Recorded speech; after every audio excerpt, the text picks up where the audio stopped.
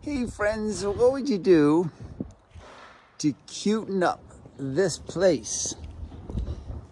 Who do you know? Who's got ideas? We want to make the deck look nice.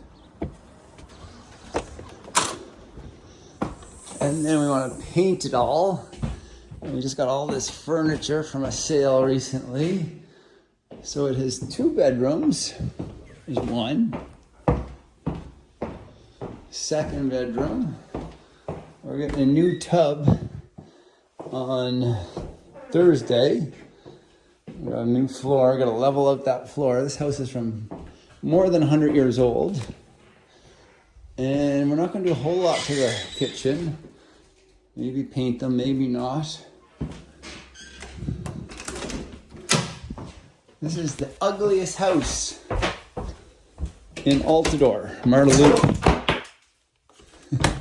But it's kind of cute. I'm looking for your opinions. How to clean it up, cuten it up. Do you know a landscaper who could help us? Let us know. Thanks for thinking about it.